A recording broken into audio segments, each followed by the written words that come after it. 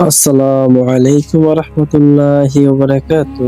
সম্মানিত প্রিয় শ্রোতা, আশা করি সকলে ভালো আছেন।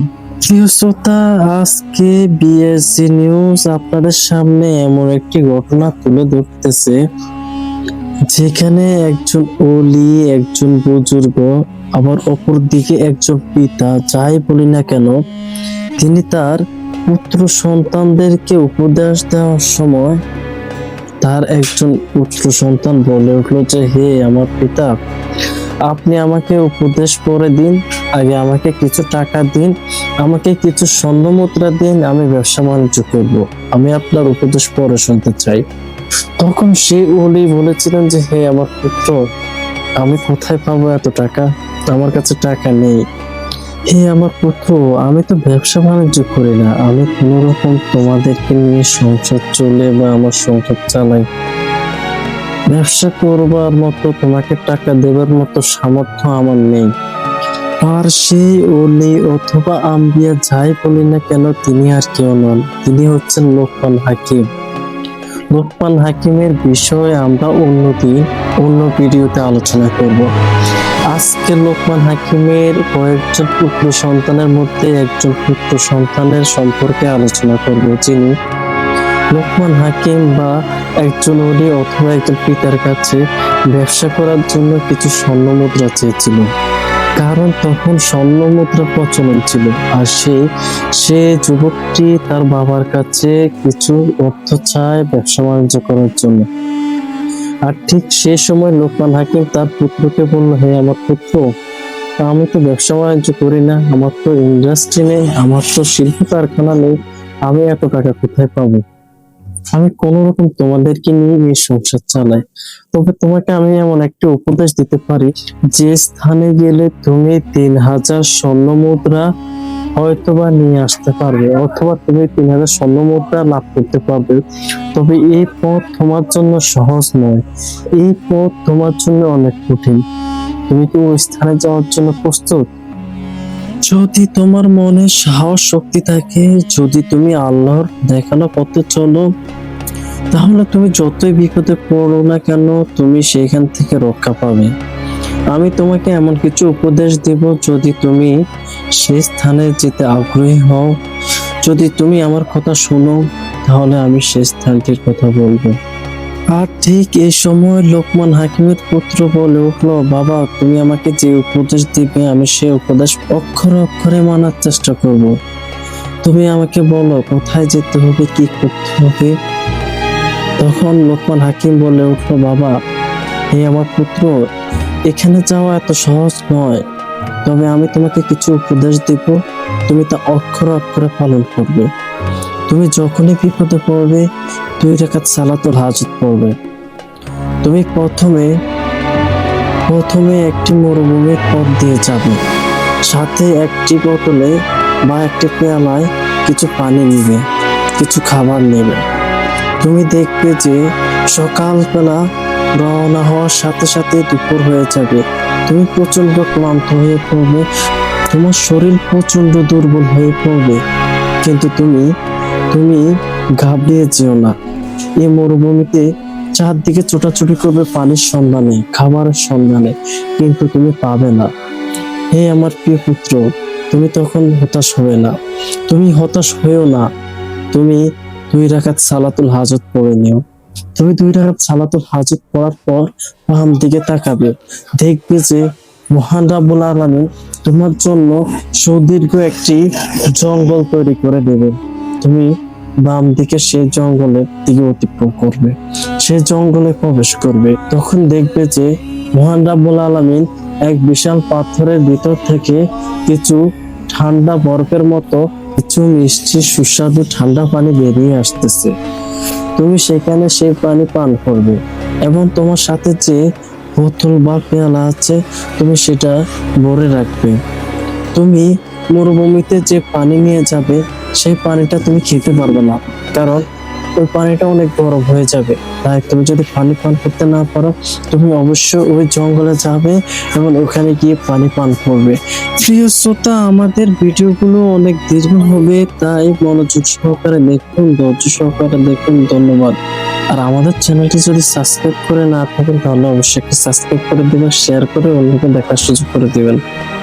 লোকমান হাকিম তার পুত্রকে নির্দেশ দিলেন যে তুমি পানি পান করার পর আল্লাহর শুকরিয়া আদায় করবে, এরপর তুমি রওনা দিবে। প্রতিমধ্যে হাঁটতে হাঁটতে তুমি দেখবে যে এক বিশাল বট গাছ। হে আমার পুত্র, তুমি ওই বট গাছের নিচে আশ্রয় নেবে না। আমি আবারও বলছি, তুমি ওই বট গাছের নিচে আশ্রয় নেবে না। অথবা তুমি যদি কোনো বিশাল বড় বট গাছ অথবা অন্য কোনো গাছ দেখো, তুমি ওই স্থানে আশ্রয় নেবে না। এবং আমি আরো নির্দেশ দিতেছি যে তুমি যদি প্রতিমধ্যে কোনো বৃদ্ধকে দেখো তাহলে অবশ্যই তার পরামর্শ গ্রহণ করিবে। যখনই বিপদে পড়িবে হে আমার পুত্র, তুমি অবশ্যই বৃদ্ধ লোকটির পরামর্শ নেবে। এবং আমি তোমাকে আরো উপদেশ দিচ্ছি যে তুমি হাঁটতে হাঁটতে চলতে চলতে ক্লান্ত হয়ে যাবে, তুমি আবারও হাঁটতে থাকবে, হাঁটতে হাঁটতে অনেক দূর যাবে। অনেক দূর যাওয়ার পর একটি গ্রাম দেখবে, সেখানে দেখবে যে অনেক লোক বসবাস করে। তুমি ওই গ্রামে যাবে এবং তুমি আমার পরিচয় দিবে যে তুমি লোকমান হাকিমের সন্তান, তুমি লোকমান হাকিমের পুত্র। তোমাকে তারা সাদরে গ্রহণ করবে, তোমাকে তারা অনেক সম্মান প্রদান করবে, তোমাকে তারা মেহমানদারি করবে, তোমাকে তারা ছেড়ে যেতে দিবে না, তোমাকে তারা থাকার জন্য পরামর্শ দিবে। প্রয়োজনে তুমি ক্ষণিকের জন্য সেই স্থানে বা সেই গ্রামে আশ্রয় নেবে, কারণ ওই গ্রাম থেকে কিছুটা দূরে আমার বন্ধু বসবাস করে। ওই গ্রাম থেকে আরো কিছু পথ হাঁটলে আমার বন্ধুর তুমি সন্ধান পাবে। তুমি লোকমান হাকিমের সন্তান এই কথাটি যদি তারা জানতে পারে, তোমাকে তারা ওই গ্রামে বিবাহ করার জন্য পরামর্শ দিবে। কিন্তু আমি বাবার উপদেশ হচ্ছে তুমি ওখানে বিবাহ করিবে না, কোনো মতেই তুমি বিবাহ করিবে না। আর তুমি যদি তোমার সাথে কোনো বৃদ্ধাকে পাও, অবশ্যই তার উপদেশ গ্রহণ করবে।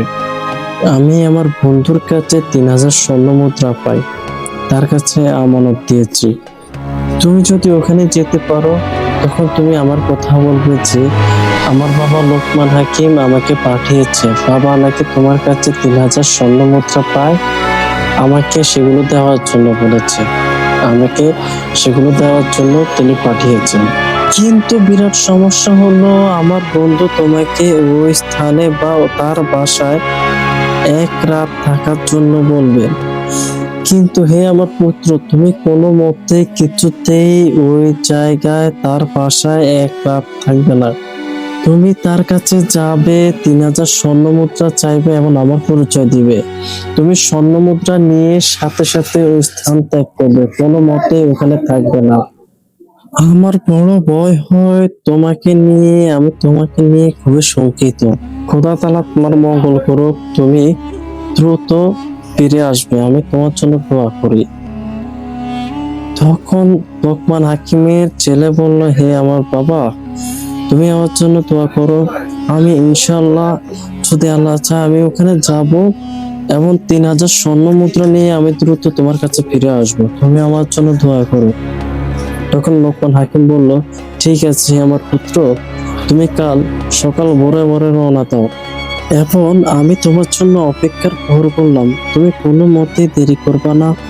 আর এই কথাগুলো লোকমান হাকিম বলা শেষ করে তার ছেলেকে তার পুত্রকে জড়িয়ে ধরলেন এবং কাঁদলেন। এর পরবর্তীতে রাত পোহালে ভোর হওয়ার সাথে সাথে লোকমান হাকিমের ছেলে রওনা দিলেন। সেই মরুভূমিতে হাঁটতে হাঁটতে মধ্যবেলা হয়ে গেল, অর্থাৎ দুপুর বেলা হয়ে গেল।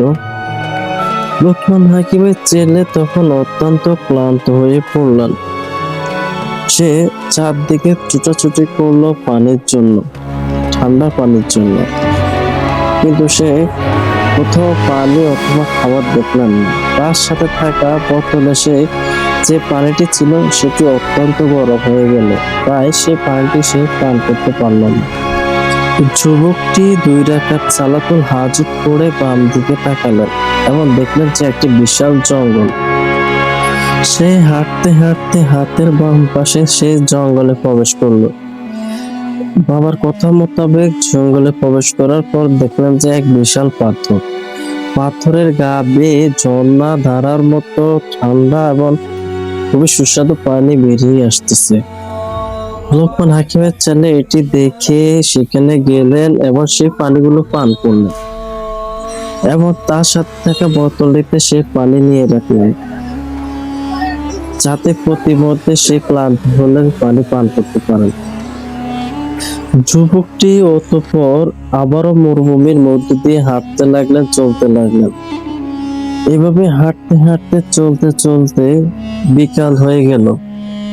হঠাৎ যুবকটি দেখতে পেল এক বিশাল বট গাছ এবং সেখানে একজন বৃদ্ধ লোক বসেছিল। লোকমান হাকিমের ছেলেটি দেখতে পেলেন যে সে বৃদ্ধ লোকটি তাকে ডাকতেছে। অতঃপর সে যুবকটি ওই বট গাছের নিচে গেলেন এবং বৃদ্ধ লোকটির সাথে দেখা করলেন। বৃদ্ধ লোকটি তাকে বললেন যে, হে যুবক, হে বাবা, তুমি কোথায় যাচ্ছ? এই মরুময় এলাকা দিয়ে তুমি কোথায় যাচ্ছ? এখানে তো কোনো পানির সন্ধান, খাবারের সন্ধান নেই। তুমি কোথায় যাবে? আমি তোমাকে সাহায্য করব। তুমি আমাকে বলো তুমি কোথায় রওনা দিবে, তোমার সমস্যা কি, আমি তোমার সাথে থাকবো এবং তোমাকে সাহায্য করব। তখন যুবকটি বলল যে, বাবা বলেছিলেন এই বট গাছটির নিচে আমাকে আশ্রয় না নিতে এবং এখানে না দাঁড়াতে। তখন বৃদ্ধ লোকটি বলল যে, তোমার বাবা তোমাকে বলে নাই যে এখানে আশেপাশে যদি কোনো বৃদ্ধ লোক দেখো অবশ্যই তার পরামর্শ নেবে যদি তুমি কঠিন বিপদে পড়ো। তখন যুবকটির তার বাবার কথা মনে পড়ে গেল। তখন সে বলল, হ্যাঁ, আমার বাবা আমাকে ওসিয়ত করেছে, আদেশ দিয়েছেন যে প্রতিমধ্যে কোনো বৃদ্ধ লোককে যদি দেখতে পাই অবশ্যই অবশ্যই তার পরামর্শ গ্রহণ করার জন্য। তাহলে তুমি আমার সাথে এখানে বসো। তখন সে যুবকটি এখানে বসলো এবং সে অতিরিক্ত ক্লান্ত থাকায় তার ঘুম চলে আসলো। বৃদ্ধ লোকটি দেখতে পেল যে ছেলেটির ঘুম চলে এসছে এবং কিছুক্ষণ পর বৃদ্ধ লোকটি দেখতে পেল যে একটা সাপ তাকে দংশন করছে। সাপটি দংশন করায় ছেলেটি অচেতন অবস্থায় অজ্ঞান হয়ে গেল। আর এটি সে বৃদ্ধ লোকটি দেখে সাপটিকে ধরলেন এবং সাপটিকে বললেন যে, তুমি এই যুবকের মাথায় যেখানে বিষ প্রয়োগ করছো, যেখানে যুবকটিকে ধ্বংস করছো, সেখান থেকে বিষটি নিয়ে নাও। সাপটিকে ধরে বৃদ্ধ লোকটি যুবকটির মাথার কাছে রাখলো। অতঃপর সাপটি সেখান থেকে বিষগুলো টেনে বিষগুলো চুষে নিয়ে নিল। এর পরবর্তীতে বৃদ্ধ লোকটি সাপটিকে দ্বিখণ্ডিত করে ফেললেন। কিছুক্ষণ পর যুবকটির জ্ঞান ফিরে আসে। যুবকটি সে দ্বিখণ্ডিত সাপটি দেখে ভয়ে কেঁপে উঠলেন। তখন সে বৃদ্ধ লোকটি বললে, ভয়ের কোনো কারণ নেই, আমি আছি, আমি তোমাকে সাহায্য করব। এখন তোমার কোনো সমস্যা নেই, তোমার বিপদ এসেছিল, সাপটি তোমাকে দংশন করেছিল, তাই আমি সাপটিকে দ্বিখণ্ডিত করেছি। এখন আর তোমার কোনো সমস্যা নেই, চলো তোমার গন্তব্যে চলো। কিন্তু এটি বলার আগে অথবা যুবকটির জ্ঞান ফিরে আসার আগে বৃদ্ধ লোকটি সাপটিকে দ্বিখণ্ডিত করে মাথার অংশ যুবকটির যে ব্যাগ ছিল সাথে ওই ব্যাগটির ভিতর রেখে দেয়, কিন্তু বৃদ্ধ লোকটি যুবকটিকে তা বলে নাই। আর এর পরবর্তীতে যুবকটি এবং বৃদ্ধ লোকটি একসাথে হাঁটতে লাগলেন। এই মরুময় উত্তপ্ত মরুভূমির পথ দিয়ে হাঁটতে হাঁটতে চলতে চলতে ছোট্ট একটি গ্রাম দেখতে পেলেন। তারা দুজনেই সেই গ্রামে গেল এবং যুবকটি তার পরিচয় দিল তার বাবার কথা মোতাবেক এবং সে বলল যে সে লোকমান হাকিমের ছেলে। লোকমান হাকিম এমন একজন বান্দা ছিলেন যাকে আল্লাহ তাআলা সেই যুগে খুবই সম্মানিত করেছেন। সেই যুগের এমন কোনো মানুষ নাই যে তাকে পছন্দ করতেন না। নবী রাসূলগণের পরবর্তীতে লোকমান হাকিমের মতো ওলি আম্বিয়াদের স্থান রয়েছেন এবং সেই যুগের শ্রেষ্ঠ জ্ঞানী ব্যক্তি ছিলেন তিনি। যুবকটি ওই চট্টগ্রামে যখন তার বাবার পরিচয় দিলেন, তখন এলাকাবাসী খুব খুশি হয়ে গেলেন এবং তাকে সাদরে গ্রহণ করলেন এবং তারা পরামর্শ দিলেন যে আপনি আমাদের মেহমান। লোকমান হাকিমকে আমরা সবাই পছন্দ করি, তিনি যুগের শ্রেষ্ঠ জ্ঞানী ব্যক্তি। আমরা লোকমান হাকিমের মতো অলি আম্বিয়ার সন্তানকে পেয়েছি, এতে আমরা নিজেদেরকে ধন্য মনে করি।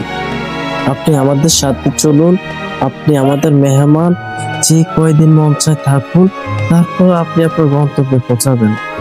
যুবকটি তার বাবার ওসিয়ত বা নির্দেশ অনুযায়ী সেখানে গেলেন এবং তাদের সাথে থাকলেন। যুবকটি যুগশ্রেষ্ঠ জ্ঞানী ব্যক্তি লোকমান হাকিমের পুত্র, এই কথাটি ওই গ্রামের সকল মানুষ জানাজানি হওয়ার পর প্রত্যেকটি মানুষ তাকে দেখতে আসেন। গ্রামের প্রতিটা মানুষ তাকে খুব সম্মানের সাথে গ্রহণ করলো এবং তাকে থাকার পরামর্শ দিলেন, এমনকি তাকে তার গন্তব্যে পৌঁছে দেওয়ার জন্য, তাকে সাহায্য করার জন্য প্রতিশ্রুতি দিলেন। যুবকটি এবং বৃদ্ধ লোকটি ওই গ্রামে আশ্রয় নেওয়ার পর পরের দিনে কিছু যুবক একটি মেয়েকে সাজিয়ে লোকমান হাকিমের পুত্র সামনে নিয়ে আসলো এবং তাকে জিজ্ঞেস করলো, হে জনাব, আপনি লোকমান হাকিমের পুত্র, আপনি একজন সুযোগ্য সন্তান। আমরা চাই যে এই গ্রামের শ্রেষ্ঠ রূপসী, শ্রেষ্ঠ রমণীকে আপনার সাথে বিবাহ দেওয়ার জন্য। আপনি তাকে দেখেন, যদি আপনার সম্মত হয়, যদি আপনার ভালো লাগে, যদি আপনি তাকে পছন্দ করেন, তাহলে আমরা বিবাহের ব্যবস্থা করিব। তখন যুবকটি ওই রূপসী রমণীকে দেখলেন এবং তার ভালো লেগে গেল। যুবকটি তাকে পছন্দ করলো, কিন্তু হঠাৎ করে যুবকটির তার বাবার কথা মনে পড়ল। যুবকটির বাবা লোকমান হাকিম তাকে ওসিয়ত করে বললেন যে, হে আমার পুত্র, তুমি ওই গ্রামে যাবে, ওই গ্রামে থাকবে এবং তাদের সাহায্য চাইবে, কিন্তু তুমি বেশিক্ষণ বা বেশি দিন ওই জায়গায় থাকবে না। যদি তোমাকে কোনো রূপসী রমণী নারীকে বিবাহ করার জন্য বলে, তুমি কোনো মতে সম্মত হবে না, তুমি কিছুতেই রাজি হবে না, তুমি বিবাহ করিবে না। এটা আমার বাবা হিসেবে তোমার কাছে ওসিয়ত। আর এই কথাটি যখন লোকমান হাকিমের পুত্রের মনে পড়ে গেল, তখন যুবকটি বৃদ্ধার সাথে পরামর্শ নিলেন এবং বলতে লাগলেন, হে আঙ্কেল, আমার বাবা আমাকে ওসিয়ত করেছিলেন যে এখানে আমি কোনো মতে বিবাহ যেন না করি, কিন্তু এই রূপসী রমণী মেয়েটিকে আমার মনে ধরেছে, আমি তাকে পছন্দ করেছি, আমার পছন্দ হয়েছে। এখন আমি কি করিব? বাবা তো আমাকে এও বলেছিলেন যে প্রতিমধ্যে কোনো বিপদ পড়লে, কোনো বৃদ্ধাকে দেখলে অবশ্যই অবশ্যই তার পরামর্শ গ্রহণ করিবে। আর এই কথাটি বলার পর বৃদ্ধ লোকটি বলে উঠল, আচ্ছা বাবা, এই মেয়েটিকে তুমি কি বিবাহ করতে চাও? তোমার কি মনে ধরেছে? তোমার পছন্দ হয়েছে? তখন যুবকটি বলল, হ্যাঁ আঙ্কেল, এই মেয়েটিকে আমার মনে ধরেছে, আমার পছন্দ হয়েছে।